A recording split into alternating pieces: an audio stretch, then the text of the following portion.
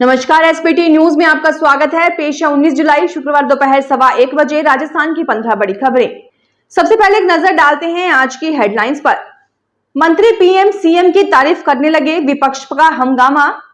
20 और 21 जुलाई को होगी आरएएस मुख्य परीक्षा। भागवत बोले, इंसान सुपरमैन फिर भगवान बनना चाहता है। सैन फ्रांसिस्को जा रही एयर इंडिया की फ्लाइट का रूट डाइवर्ट। राजस्थान में एसपी आईजी इंस्पेक्टर को सस्पेंड नहीं कर सकेंगे। और अब खबरें विस्तार से सुनिए। विधानसभा में सहकारिता मंत्री गौतम दत्त जब प्रश्न के जवाब में पीएम और मुख्यमंत्री की तारीफ करने लगे तो विपक्ष ने जमकर हंगामा किया। कांग्रेस विधायक गोविंद सिंह डोटासरा ने मंत्री को टोकते हुए कहा कि कब से मोदी जी भजन लाल जी कर रहे हो, प्रश्न का जवाब दीजिए। इससे पहले कांग्रेस विधायक जुबेर खान ने पिछली गहलोत सरकार पर ही सवाल उठाए। उन्होंने विधानसभा क्षेत्र रामगढ़ अलवर में कॉलेज के लिए आवंटित जमीन पर कब्जा नहीं मिलने को लेकर सवाल उठाया। खान ने वर्तमान सरकार से कॉलेज की प्रोसेस आगे बढ़ाने की मांग की। राजस्थान लोक सेवा आयोग की ओर से राजस्थान राज्य एवं अधीनस्थ सेवाएं संयुक्त प्रतियोगी परीक्षा मुख्य का आयोजन 20 और 21 जुलाई को होगा। ये परीक्षा 2 सत्र सुबह 9 से 12 और दोपहर 2:30 से शाम 5:30 बजे तक होगी। यह परीक्षा अजमेर, जयपुर, जोधपुर, कोटा और उदयपुर जिला मुख्यालयों पर ही होगी। आयोग ने परीक्षा आयोजन से संबंधित तैयारियां लगभग पूरी कर ली हैं। अभ्यर्थियों को पहचान के लिए परीक्षा केंद्र पर मूल आधार कार्ड लेकर उपस्थित होना होगा। आरएसएस प्रमुख मोहन भागवत ने कहा कि प्रगति का कोई अंत नहीं है। इंसान पहले सुपरमैन, फिर देवता और अब उसके बाद भगवान बनना चाहता है, लेकिन अभी यह नहीं समझना चाहिए कि बस अब हो गया। उन्हें लगातार काम करते रहना चाहिए क्योंकि विकास का कोई अंत नहीं है। उन्होंने झारखंड के गुमला में विकास भारती बिशुनपुर के ग्राम स्तरीय कार्यकर्ता सम्मेलन में ये बातें कही। उन्होंने कहा कि पूरे विश्व में भारत ही ऐसा देश है जहां हर तरह की संस्कृति, खान पान, रीति रिवाज और धर्म है।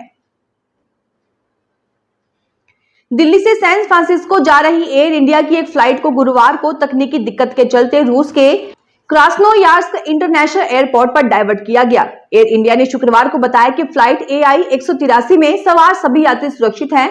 फ्लाइट में 225 यात्रियों के साथ 19 चालक दल सवार थे। राजस्थान के डीजीपी UR साहू ने अहम आदेश जारी किया है, जिसके तहत पुलिस कर्मी और पुलिस निरीक्षक को तुरंत निलंबित नहीं कर सकेंगे। एसपी, आईजी और पुलिस आयुक्त को अनुमति लेनी होगी। सीधे तौर पर ये अधिकारी इंस्पेक्टर या अधीनस्थ कार्मिक को निलंबित नहीं कर सकेंगे। पीएम मोदी ने शुक्रवार को कहा कि जुलाई महीने के लिए उनका मासिक रेडियो प्रसारण मन की बात रविवार 28 जुलाई को प्रसारित होगा। एक्स पर बात करते हुए पीएम मोदी ने कहा कि उन्हें इस महीने के मन की बात के लिए भी कई इनपुट मिले हैं और उन्हें ये देखकर बहुत खुशी हुई है कि कई युवा समाज को बदलने के उद्देश्य से सामूहिक प्रयासों को उजागर कर रहे हैं। खनन से प्रभावित जयपुर के झलाना स्थित लाल खान एरिया में 50 हेक्टेयर में ड्रोन की मदद से पहाड़ी पर नेचुरल हैबिटेट के लिए सैकड़ों सीड बॉल्स डाली गई हैं।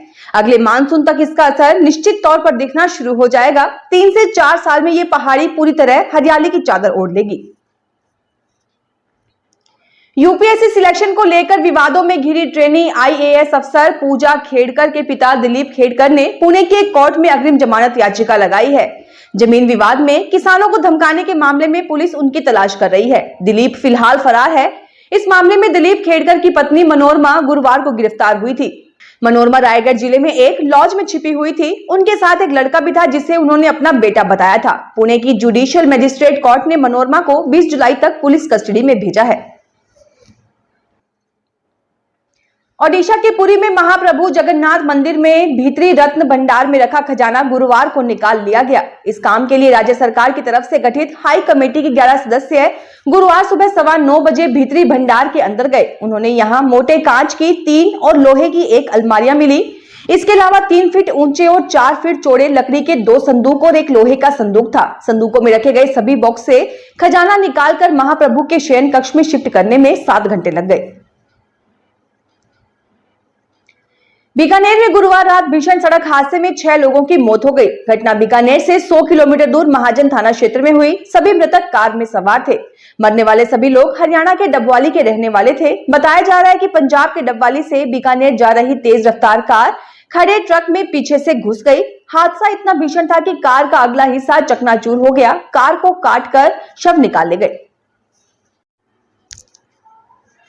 नीट पेपर लीक मामले में सीबीआई ने रिम्स की एमबीबीएस फर्स्ट ईयर की स्टूडेंट सुरभि को हिरासत में लिया है। वो गर्ल्स हॉस्टल 3 में रहती है।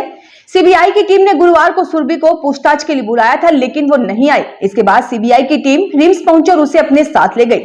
रिम्स के एक डॉक्टर के मुताबिक पेपर लीक की बात सामने के आने के बाद से ही सुरभि सहमी सी रहती थी। वो अपने साथियों से भी ज्यादा बात नहीं करती थी। इससे पहले बुधवार को भी सीबीआई ने पटना एम्स के 4 स्टूडेंट्स को गिरफ्तार किया था। भीलवाड़ा में प्रतापनगर थाना क्षेत्र के मोखमपुरा में बीती देर रात एक गोदाम में अचानक आग लग गई। कुछ देर में आग ने इतना भीषण रूप ले लिया और आसपास के 3 अन्य गोदामों को भी अपनी चपेट में ले लिया। थोड़ी ही देर में चारों गोदाम आग की भेंट चढ़ गए। इन गोदाम में ऑयल, गत्ते और यौन स्क्रैप भरा था। देर रात 1 बजे लगी आग पर काबू पाया गया है। कोटा में मुकंदरा हिल्स टाइगर रिजर्व से लापता हुए बाघ MT5 की लोकेशन 2 दिन बाद बोराबास रेंज में मिली है, जिसके बाद फॉरेस्ट विभाग के अधिकारियों ने राहत की सांस ली है।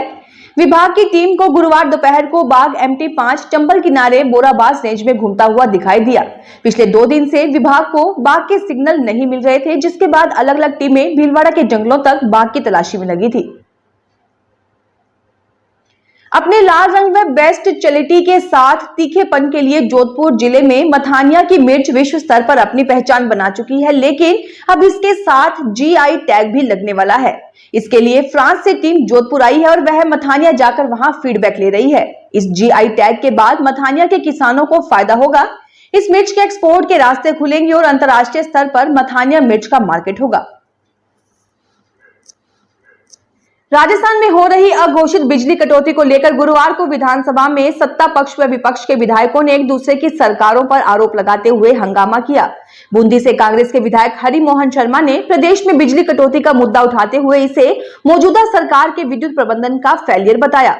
वहीं ऊर्जा राज्य मंत्री हीरालाल नागर ने वर्तमान में हो रही बिजली कटौती का दोषी पूर्व कांग्रेस सरकार को बताते हुए कहा कि बैंकिंग कुप्रबंधन की वजह से बिजली काटनी पड़ रही है और सितंबर तक बैंकिंग में बिजली लौटानी पड़ेगी। इससे बिजली संकट रहने वाला है। इस पर दोनों ही पक्षों के विधायक खड़े हो गए और नारेबाजी करने लगे। फिलहाल इस बुलेटिन में इतना ही। फिर हाजिर होंगे और बड़ी खबरों के साथ।